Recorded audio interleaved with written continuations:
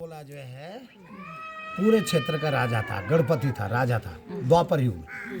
तो भगवान कृष्ण जो है यहाँ पर द्वापर युग में आए। तो भगवान कृष्ण हिमालय पे आए। हिमालय दिख रहा है सामने, ये दिख रहा है। तो हिमालय में जब भगवान कृष्ण आए तो उस समय गंगुरमोला का राज यहाँ पर था। और गंगुरमोला जो था वो हमारे गांव का था, मुखेम का था वो गाँव। गंगुरमोला जो है सेम मुखेम का था और पूरा क्षेत्र का राजा था। तो गंगुरमोले के यहाँ पर छान थी।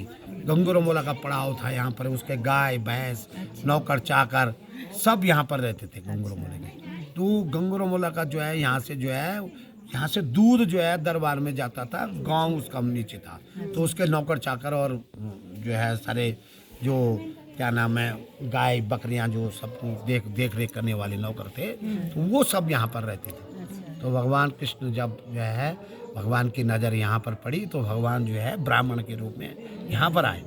और भगवान ब्राह्मण के रूप में आए तो भगवान ने देखा कि ये बहुत सुंदर जगह है, बहुत रमणीक जगह है ना। तो भगवान जो है यहाँ पर खुश हुए और भगवान ने कहा मैं यहाँ पर तप करना चाहता हूँ, गंगुरमोला मुझे भी यहाँ पर रहने के लिए जगह दे दे। तो गंगुरमोला को जो है भगवान ने जो है जगह नहीं दी। तो गंगुरमोला ने जब भगवान को जगह बार बार भगवान के कहने पर जो है गंगुरमोला क्रूर शासक भी था तो भगवान को जगह नहीं दी।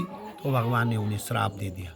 अब जब श्राप दे दिया तो उनके गाय भैंस बकरियां नौकर चाकर सब पत्थर इस इलाके में जितने भी पत्थर हैं पूरे जितने भी सारे जंगल में जितने भी पत्थर होंगे तो वो सब भगवान के वो उसके गंगुरमोले के कोई गाय थी, कोई भैंस थी, कोई बकरियां थी, कोई नौकर चाकर थे। तो जब यहाँ से जो है दरबार में नीचे गंगुरमोला के गांव में जब उसके दरबार में जब कई दिनों से दूध नहीं गया, घी मक्खन जाता था तो नहीं गया तो गंगुरमोला बहुत परेशान हो गया। गंगुरमोले के इस पूरे क्षेत्र में भुखमरी हो गई है ना, पूरे क्षेत्र में सांप ही सांप पैदा हो गए और पूरा क्षेत्र जो है प्रजा में हाहाकार मच गया। तो गंगुरमोला और मैणावती उनकी पत्नी थी, मैणावती बहुत धार्मिक प्रवृत्ति की थी। तो गंगुरमोला जो है यहाँ पर मैणावती और वो यहाँ पर आए, उन्होंने यहाँ पर हालचाल देखा तो यहाँ पर पूरा क्षेत्र सुनसान था है ना। गंगुरमोले यहाँ पर जो है पूरे सांप ही सांप उनको दिखने लगे यहाँ पर। तो उन्होंने भगवान भगवान जब पुकारा तो भगवान ने उनको स्पष्ट रूप से दर्शन दिए। तब भगवान कृष्ण ने जो है उनको दर्शन दिए। तो भगवान के उन्होंने पैर पकड़े कि भगवान आपके दर्शन हो गए, हमारे जो गाय भैंसें बकरियां थी जो हमारे नौकर चाकर थे पता नहीं वो कहाँ चले गए और कई दिनों से और हमारे उसमें प्रजा में इस क्या नाम है जो हमारा जो जनता है उसमें बहुत ज़्यादा भुखमरी हो गई और ये 1 हफ्ते से चल रहा है। तो भगवान ने जो है भगवान ने कहा मैंने तुझे श्राप दिया है, मैं ब्राह्मण के रूप में मैंने आया और मुझे तूने यहाँ पर तप करने के लिए जगह नहीं दी इसलिए मैंने तुझे श्राप दे दिया जिसके कारण वो जितने गाय भैंस बकरियाँ थी सब पत्थर हो। तो उन्होंने वो रोए मरे भगवान से विनती करी उन्होंने कि भगवान मुझे माफ़ कर दो, मुझसे भूलवश जो है गलती हो गई है, मैंने आपका जो है आपको मैंने जगह नहीं पहचाना नहीं मैंने। तो भगवान ने कहा चलो तुम्हें मैं माफ़ कर देता हूँ। तो गंगुरमोला को जो है भगवान ने माफ़ करा। जरा पंख मोर पंख उधर करो।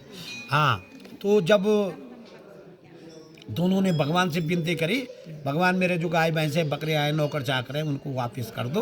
तो भगवान ने कहा वो तो मैंने जो कटु शब्द मैंने जो बोल दिया वो तो वापस हो ही नहीं सकता, लेकिन चलो मैं तुझे माफ़ कर देता हूँ। और उसने कहा भगवान तुम ही यहाँ पर रहो, मैं आपकी शरण में रहूँगा। तो उसने गंगुरमोला ने जो है भगवान के लिए अंदर जो है मंदिर बनाया, छोटा सा मंडेला बनाया। तो भगवान ने जो है कृष्ण और बलराम ने उस शिला में बैठकर अंदर जो शिला है जो वहाँ पर उस शिला में बैठकर जो है गंगुरमोला को दर्शन दिए। गंगुरमोला ने उसके चारों तरफ जो है एक बहुत बड़ा मंदिर मतलब छोटा सा मंडेला मंदिर बनाया और भगवान ने कहा ये शिला ही मेरा प्रतीक है, मेरी आत्मा है, मेरा स्वरूप है, मेरे ये पद चिन्ह है, मैं इसी में विराजमान रहूँगा। और भगवान ने कहा अंदर से पानी भी निकलता था उस समय, वो शिला से पानी भी निकलता था। ये पेड़ भी द्वापर युग का पेड़ है जो ऊपर है ना। तो यहाँ पर जो है भगवान ने 3 निशानी छोड़ी कि यहाँ पर मेरा जल है और वो जल भी शिला से निकलता था है ना। और ये पेड़ है और भगवान ने जो है ये कहा, तब उसने जो है उसके मंदिर के चारों तरफ जो है एक छोटा सा मंदिर बनाया और भगवान से उसने विनती करी कि भगवान मुझे भी अपनी शरण में रखो। तो गग्गुरमोला का जो बगल वाला पार्ट आप अंदर जाओगे तो इस मंदिर के 2 कमरे हैं, 2 पार्ट हैं इसके। इस तरफ जो है कृष्ण और बलराम जी रहते हैं, बगल में जो है गंगुरमोला रहता है। गंगुरमोला का परिवार रहता है। गंगुरमोला निसंताना भी था। गंगुरमोले की कोई औलाद नहीं थी। गंगुरमोला बहुत बुजुर्ग हो गया था, तो उन्होंने कहा कि भगवान मुझे माफ तो कर दिया, मुझे पुत्र रत्न की प्राप्ति करो, है ना। तो उन्होंने कहा मेरा जो आने वाला जो मेरा शासन है, मेरी जो राजशाही है, उसको आगे कौन चलाएगा। तो भगवान से उसने विनती करी तो भगवान ने उसे 2 वरदानी पुत्र भी दिए। सिद्धू और विद्वा नाम के 2 वरदानी पुत्र भी जो है गंगुरमोला के हुए। और वो जो सिद्धू और विद्वा जो यहाँ पर हुए, वो जय और विजय नाम के 2 द्वारपाल जो है भगवान विष्णु के यहाँ बैकुंठ धाम में भगवान कृष्ण के यहाँ जो है वो जो है उनके द्वारपाल थे। उनका यहाँ पर जो है सिद्धू और विद्वा के रूप में यहाँ पर पुनर्जन्म हुआ। तो इस तरह से जो है गंगुरमोला का परिवार तो हुआ और उनके 2 पुत्र भी हुए।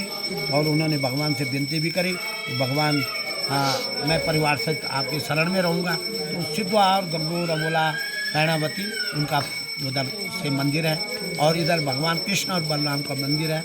और बलराम जो है शेषनाग के अवतार है। बलराम जो है भगवान कृष्ण ने तो पूरे भारतवर्ष में रचनाएं करी, लीलाएं करी, धर्म का प्रचार किया उन्होंने।